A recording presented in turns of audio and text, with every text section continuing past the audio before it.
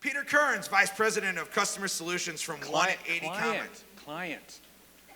Sorry, wait, real quick. Just because everyone, let's start the day with a selfie, a group selfie. Really? Come on, let's have a little energy. It's 9 in the morning. Thank you. There we go. Nick's always right in the middle. Yeah. Vice President of Client Solutions. Thank you. For 180 Commerce. Yep.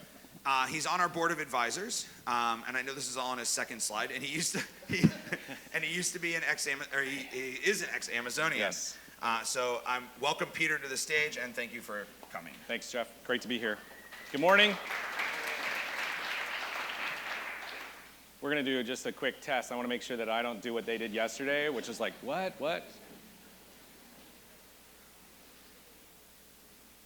All right. Okay, cool. Thank you, Jeff, for the great intro. I appreciate it. Thank you, everyone. Seller Labs team especially for having me here. It's a great opportunity and an honor to be speaking with everyone.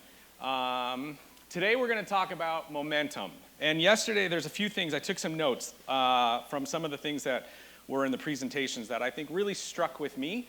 First of all, Jeff, in his opening presentation, he talked about the Seller Labs principles. I think that that's really, really vital for you to understand what those are. We're going to talk a little bit about Amazon's leadership principles. Ezra talked about his thing that I took away was 15 to 30% of top line sales to your advertising. Write that down and figure out how you do that, because that is really important. I'm going to have some slides that are talking about the new Amazon Business, the direct-to-consumer playbook, and that includes that top-line ad spend. Sue B, we don't do Instagram well. She's right. Amazon businesses suck at Instagram. The new direct-to-consumer businesses that are launching on Amazon, that are getting Amazon support, are really good at Instagram. And I'm bullish on Instagram, and I'll show you why this morning. And then the last thing, Jay Ward mentioned kind of this, I don't want to say doomsdayer sort of prediction, but let's face it, the big brands are coming. And you guys are disrupting and have been disrupting those big brands for years. You're disrupting that sales aspect of it. You're growing, your businesses are growing. Those big brands have been sitting on their hands for years, and they're trying to figure out Amazon, and they're going to be spending millions of dollars on advertising. And so it's really important for you to figure this out right now and to be prepared for those brands, because the game is going to change significantly. So, as Jeff mentioned, my name's Peter Kearns. I'm a previous Amazon marketplace leader. I ran the consumables team, so launched new brands and resellers into grocery, health and personal care, beauty, baby, personal care appliances.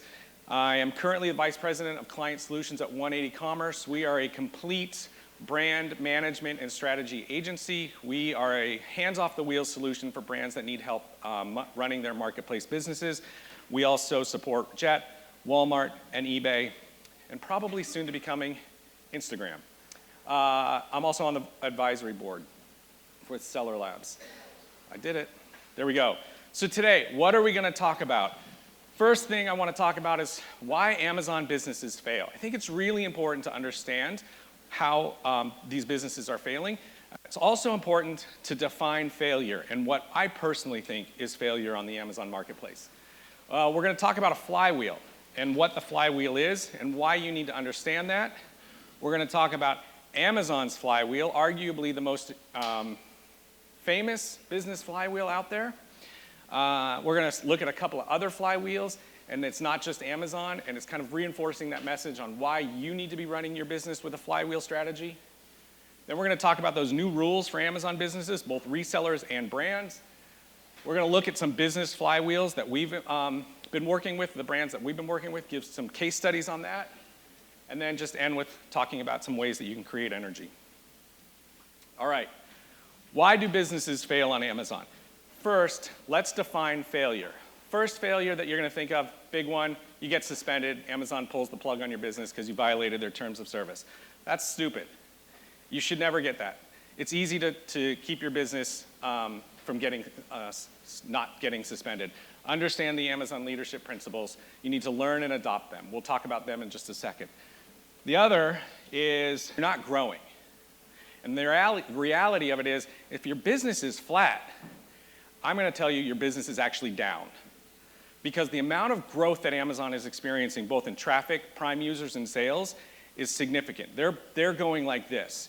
Your business should be going like this, because as the tide rises, so do all ships, right? As Amazon's business grows, your business should be growing just because of that organic growth that Amazon's experiencing. So if you're not, or if you're flat, you're down.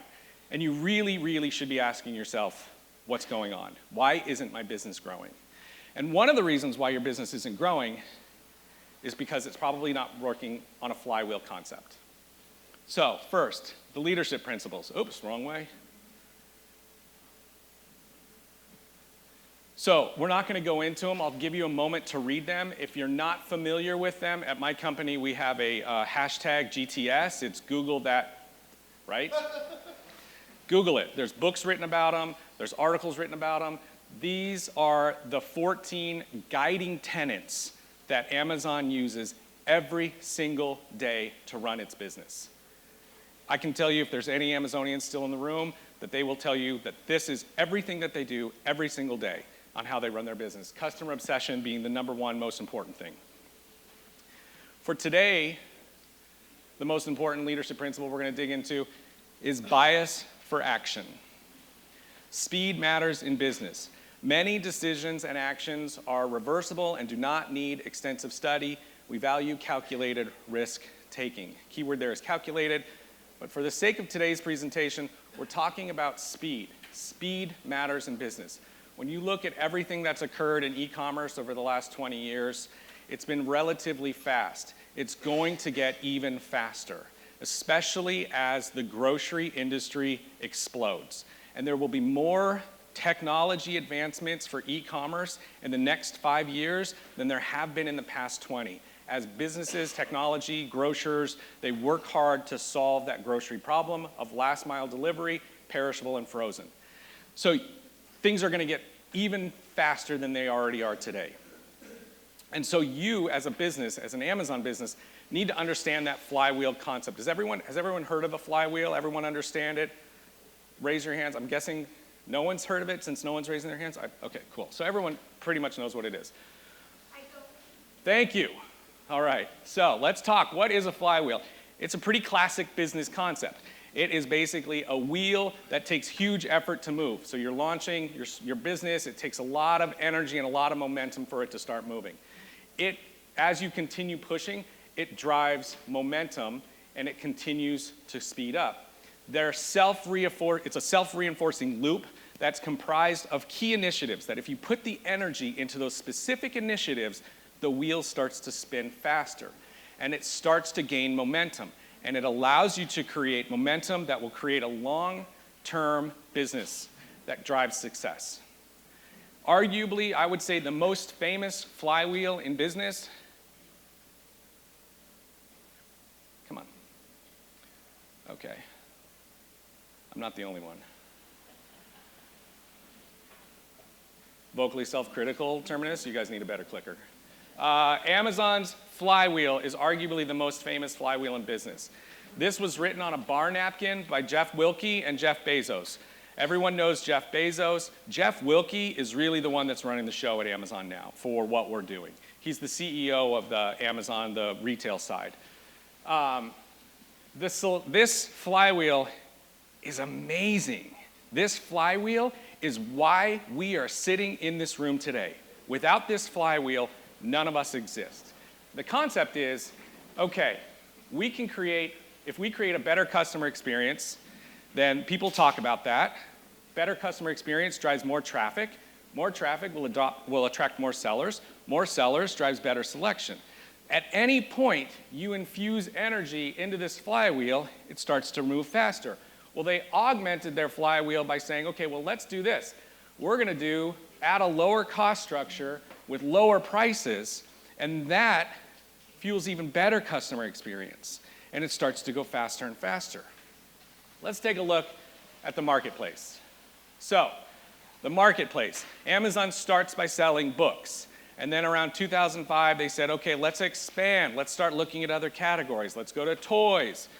Let's go to category expansion. So they start looking at other categories. Toys, sports and outdoors, apparel, grocery, consumables. So let's drive this great category selection. Let's improve increase our offering to our customers. That starts attracting more sellers. All of a sudden, you are a seller of X, and now you can sell those products onto Amazon. More sellers drives more offers. Amazon then launches FBA, which creates a better customer experience, and the flywheel just continues to speed up, right? You following me? Everyone agrees? It's why we're in this room today. It's because we're making money on Amazon. So the thing about this that's so significant is that this flywheel has had some pretty significant milestones in the past 20 years with e-commerce. So when you look at digital spend in a sector, when it hits 20%, a major event has occurred, or does occur shortly thereafter. That major event is directly correlated with Amazon's success, or it's being driven by Amazon's success. So you can look at these trajectories. The top one is books and magazines. That 20%, it's hard to see, 20% hits about 2005, and 20% is the tipping point of when that major event occurs. So what we're talking about, in 2005, the books tipping point occurred, where 20% of book sales moved to digital from brick and mortar. Right after that, Amazon surpasses Borders in book sales, and then we all know what happened to Borders. Gone. 2008, Circuit City went bankrupt. And then in 2009, the electronics tipping point occurred.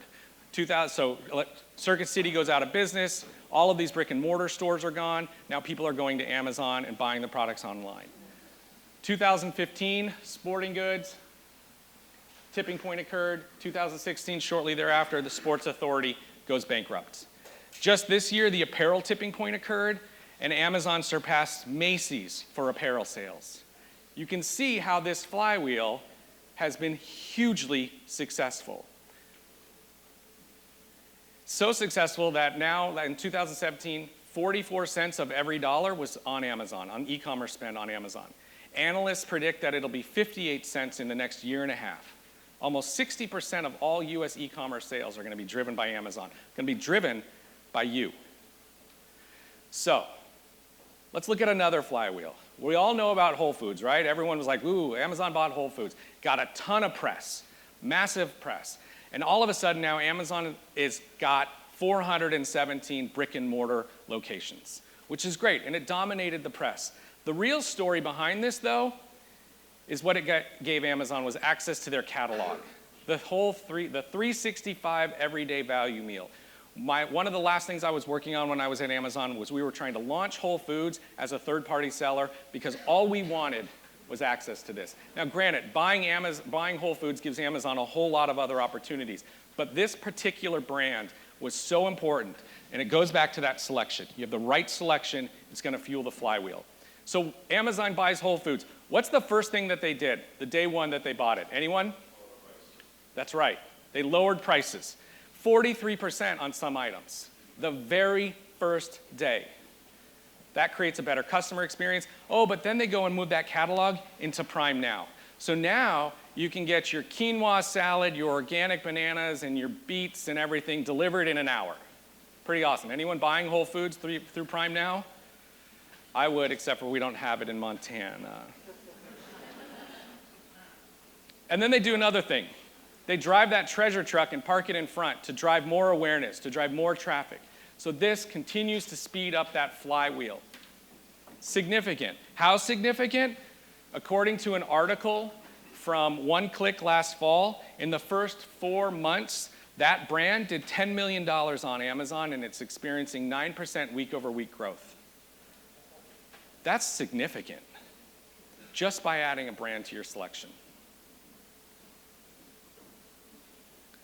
The other thing that's happening with this and why this flywheel is so important, and I'm going to talk just a second about grocery, the direction that grocery is going. Anyone in here selling grocery? 2 or 3 people. I would suggest that all of you take a look at grocery, especially in consumer packaged goods. The center store in groceries is going to shrink because those products are perfect for e-commerce.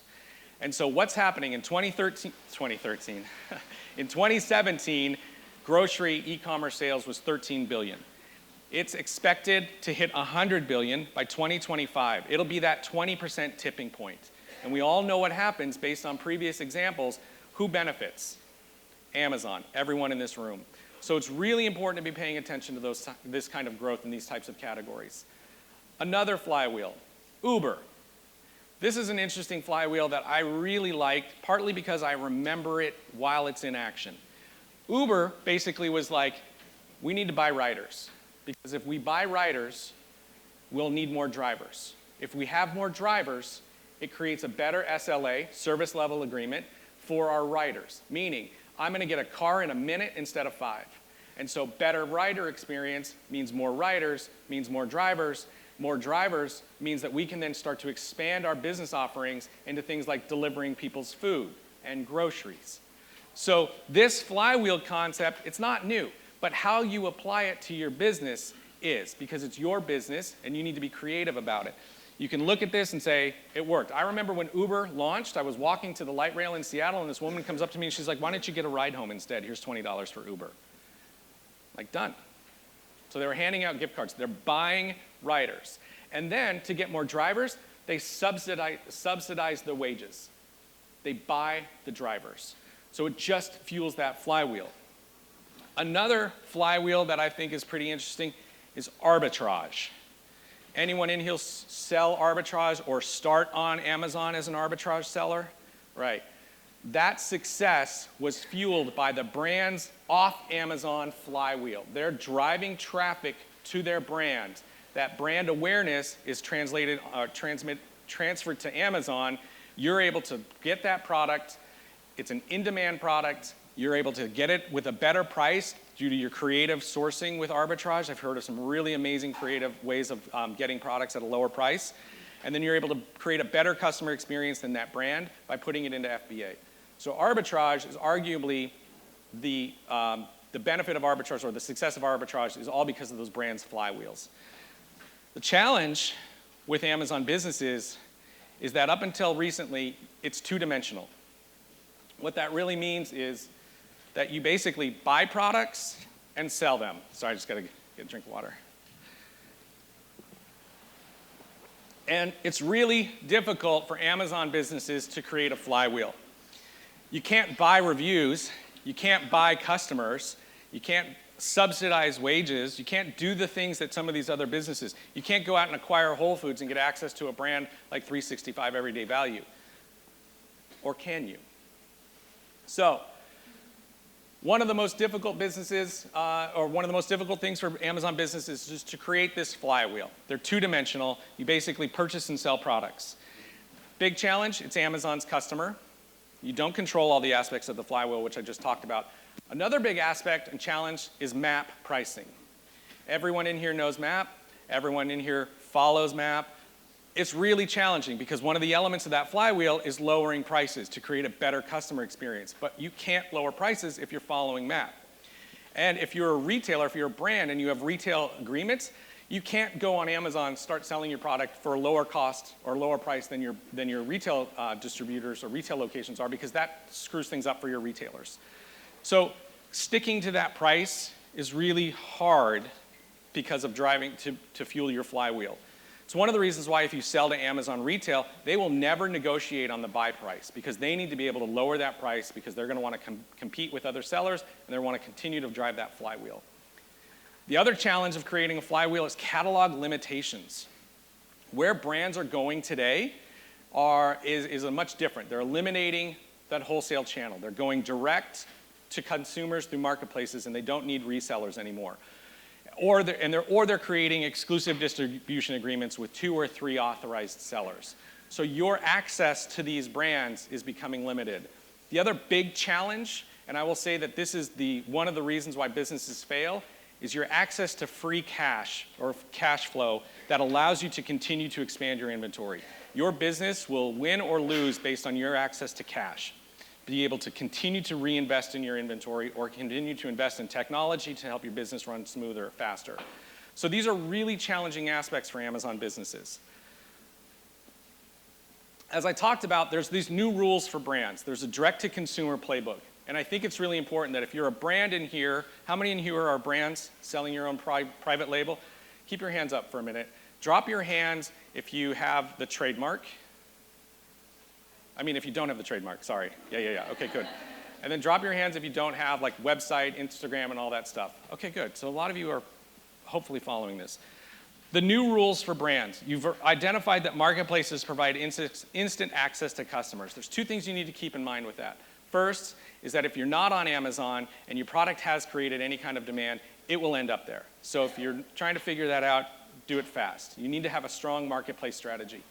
The second, you absolutely have to have a strong social media following. There's nothing, I can't say more about that. The importance of having an Instagram account, let's just go there because that's what I'm going to say in a couple minutes, of having an Instagram account is really important. One of the things that Sue B talked about yesterday was pick one and do it really well.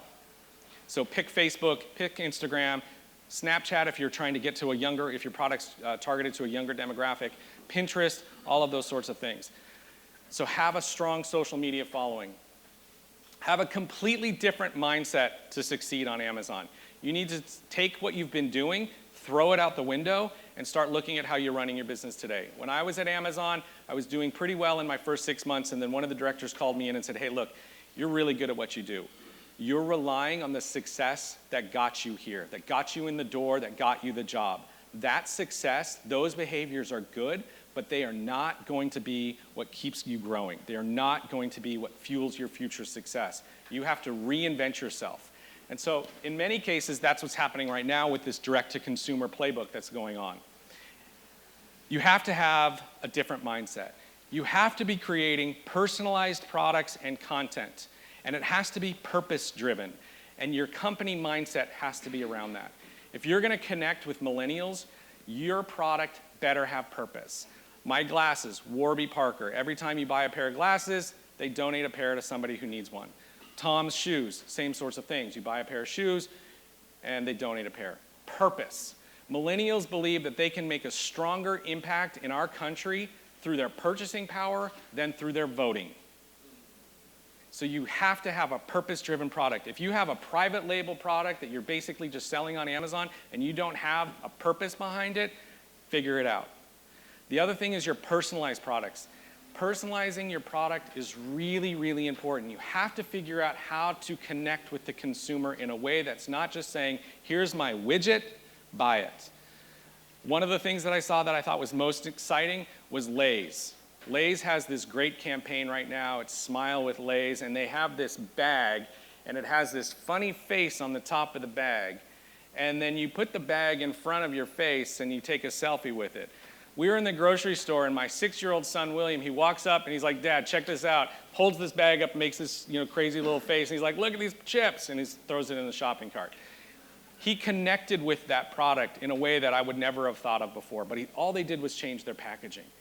And then you go online and you see the thousands of hashtags on Instagram of all of these families. Most of them are like kids or parents with their kids doing this sort of thing. So they're connecting with these products, with these customers through personalized products. It's really, really important that you're following this because Amazon is building the tools for brands to do this. They have a team called the Born on Amazon team, where they're basically saying, you are a direct-to-consumer brand, we're going to launch you on Amazon, and here's the playbook. Here are the things that we're doing. One of the requirements is committing 15 to 30% of your top-line sales to marketing. That marketing doesn't necessarily need to be on Amazon, but you have to be willing to commit to that. New rules for resellers. So if you're a reseller in the room, you absolutely need to be figuring out how you have good conversations with your brands about exclusive distribution agreements.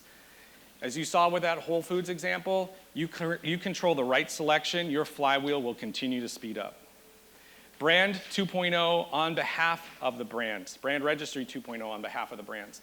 Your brand, if you are in that exclusive distribution agreement, your brand can go into Brand Registry 2.0 and authorize you as the acting agent. That gives you as a reseller access to their branded storefronts, to create branded storefronts, to create enhanced brand content. It gives you access to other tools. It gives you access to other tools that I'm thinking that Amazon, if I'm Amazon, I'm creating more tools specific for the brand. You absolutely need to have that. You want to be working with brands that are following that direct-to-consumer playbook, and I'll give you an example of that in a minute. Again, personalized products and content. Don't go for a brand that's just some random thing that's out there. Figure out and connect with brands that are actually doing something so that they're connecting with the customers that you want. Purpose-driven products, company mindset,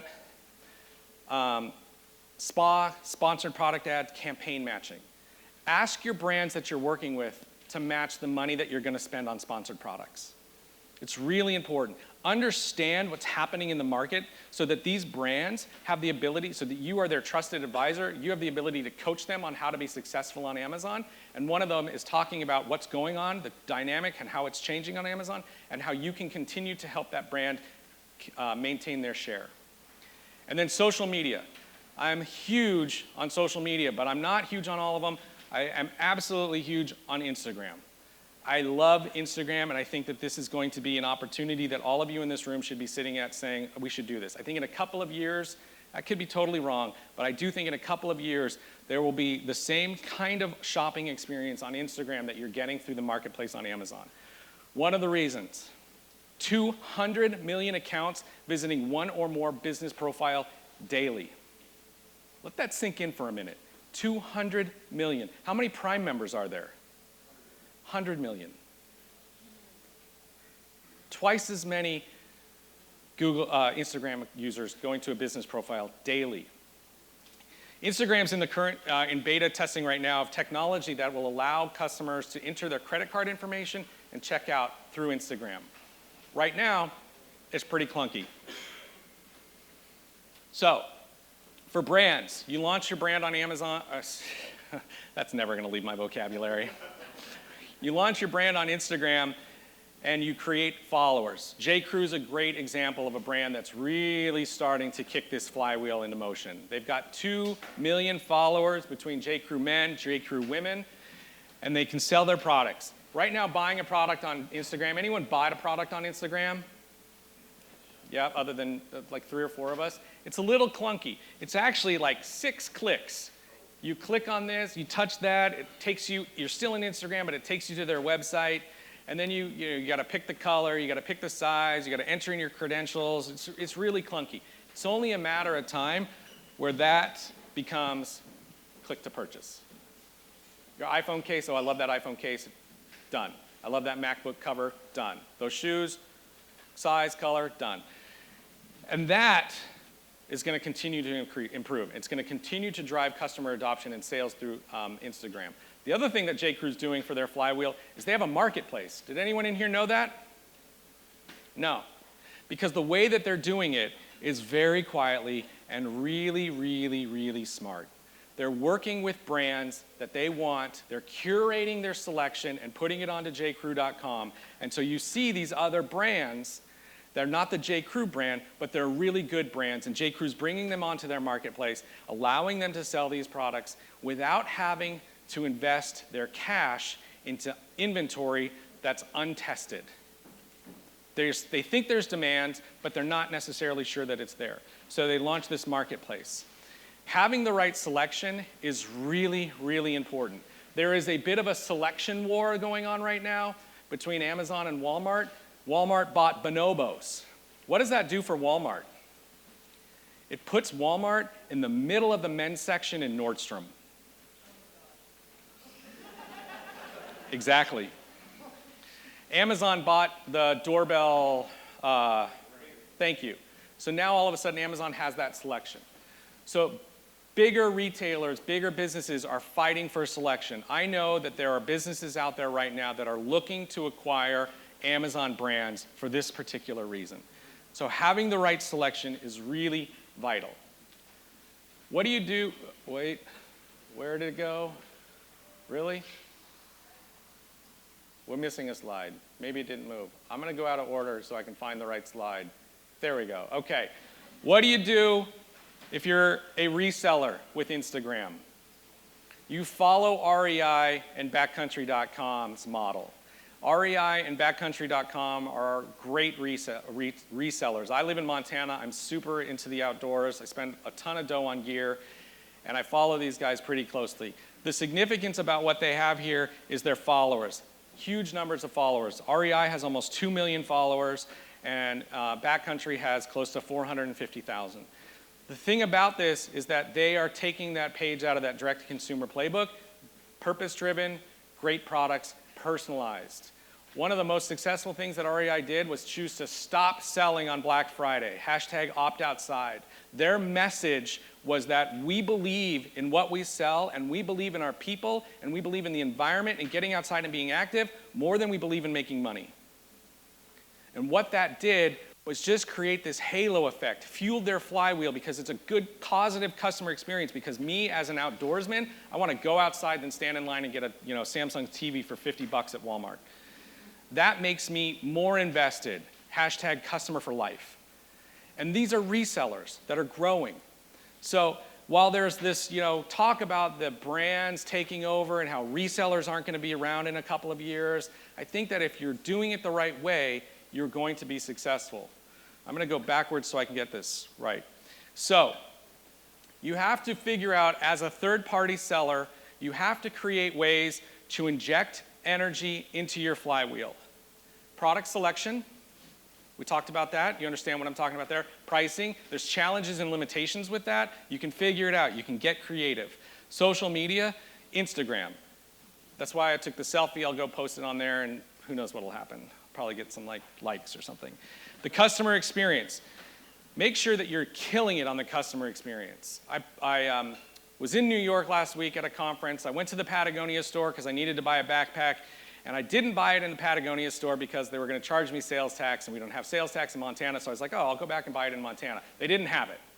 So I'm like, why didn't I just buy it, right? So I call Patagonia on Thursday morning, and I say, hey, here's the situation.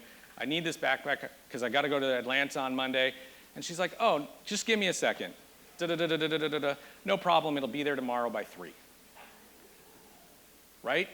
That's an amazing customer experience. And then additional sales channels. I think Instagram. So, let's see, okay. So, the flywheel in motion, this direct-to-consumer brand. What are we talking about here? What does it look like when you're actually doing it? We're working with a brand, make sure I got this in the right, okay. It's a direct-to-consumer men's apparel brand.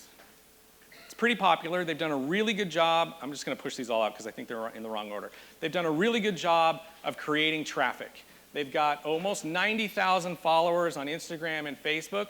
They've done a really good job of getting their message out by partnering with particular celebrities. So they've got awareness. So they come and we decide, we help them build a launch strategy. We make sure that all of these things are in place. We launched them last week. They did $2,000 on their first day, purely organic, based on this, having that traffic already there. Now, when we implement that launch promotion, where we're actually going to put things on sale, we're actually going to do coupons, where people who go to the listing and then leave the listing and then come back to the listing see a coupon. Does everyone know about that? Everyone doing that? So Amazon quietly announced last November the coupons feature, which was a feature that was only available for retailers through the Amazon retail side. It's a function in Seller Central now. You can go and put a coupon. It's just like what you think. You clip a coupon. It actually shows a little icon. It says clip your coupon. You can go into your account. You can see all the coupons that are clipped, and then they automatically get applied to you as you check out. You don't have to do anything. It's not like you got to take out the envelope and remember to hand it to the checker. It just automatically applies. The thing that's so significant about these coupons is that they show up in all search. So if you're searching and you see all these competitors and you've got a 25% off coupon, it's going to show up right there. The other thing is you can use these, you can target these coupons to particular user or shopping groups on Amazon. You can target only Prime members, you can target Prime moms, you can target people who went to your detail page, left it, and then came back. So when they come back, they see a coupon. So when you create a new product and you're creating these kind of launch things, what you're really trying to do is infuse energy into Amazon's search algorithms so that when customers go to the product, they interact with it, they purchase it, and they buy it. That's going to get your product moved up and eventually get it onto page 1. So we work with this brand. They launch. We haven't started implementing anything. We did launch it through FBA, but we're continuing to see that traffic come through because of all of these elements of the flywheel. This is really, this clicker's got to go, man. Remember Office Space where they take the fax machine out and kill it? We're gonna do that at the end of this show. All right, here's another direct-to-consumer brand. Same sort of concept. Great followers on Instagram and Facebook, Twitter. We're gonna launch this with the same sort of product promotions, and they're going to hit that flywheel, same sort of concept. You see what I'm saying here? See how you have these, you don't control all aspects of your business on Amazon, but you control enough that you can create a flywheel. And this is just a, cut and paste. You do this for your brands all day long. There's two things that are really important to recognize though. These products don't suck. They're really good products. And they spent the time and money before they went to market to make sure that customers connected with the products, believed in the products, and were willing to pay extra for these types of products. And that's another thing that these millennials, these younger generations are willing to do. They're willing to pay a little bit more for a better product. One other example. Come on, really? The thing that's happening in this space with Amazon and why it's getting so crowded and why it's getting so explosive is that other businesses are trying to figure out how they cash in. Not just retailers, not just sellers, but you're talking about all aspects, suppliers and distributors who are figuring, you can go direct to consumer, we provide you with product, let's actually go ahead and just eliminate you, and we'll go ahead and just go direct to the consumer ourselves because we can do it cheaper because we're the freaking supplier.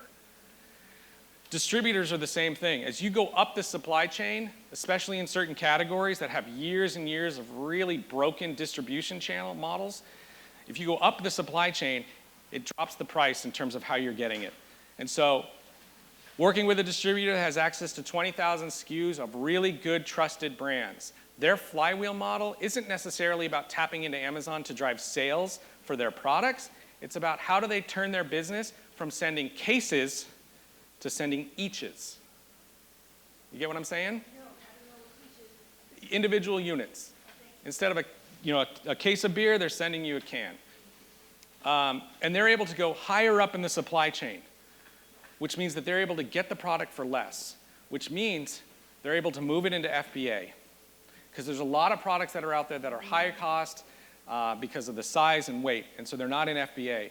And if it's not Prime badged, as you guys know, if you don't have the Prime badge, it's like running your business with your eyes closed. You'd really have a difficult time growing. So they're able to go higher up in the supply chain, get it for a lower cost. They're going to make money on the delivering of eaches, and maybe they'll make some money on the sales. But they're taking that model out of the arbitrage flywheel, which is these are products that have significant demand already on Amazon. And they've figured out a way to pivot their business. They basically said, come help us launch our business today. We've been around for decades. If we were to launch our company today, what would we be doing? This is what they'd be doing. They'd be looking at this flywheel, figuring out ways to inject energy into it so that it can continue to run faster to support that core business. So, I'm about done. This is my last slide. What I want you to do today is ask yourself, how can you increase your selection? Either working with your own product lines or working with the brands and the distributors that you know. If you're working with a distributor, you should go around the distributor and start trying to make a relationship with the brand. You want to be asking yourself, how do you increase traffic?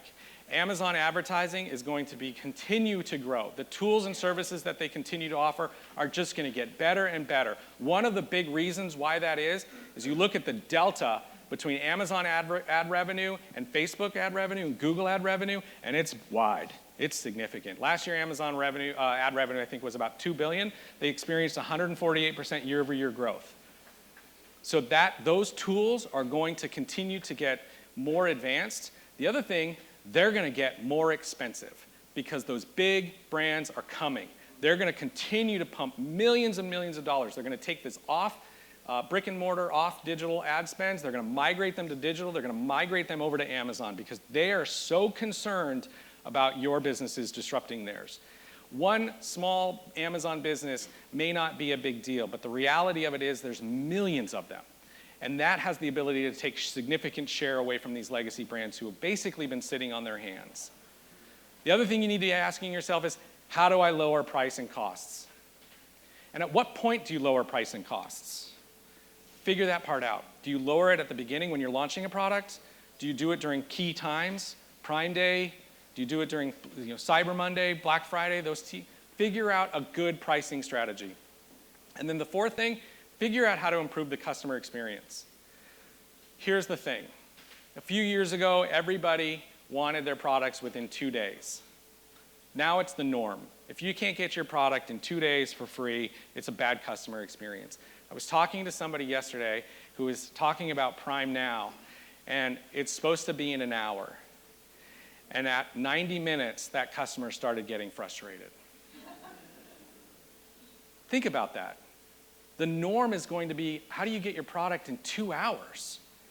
And soon it's going to be, how do you get your product in 30 minutes via drone or wherever you are, in the back of your car?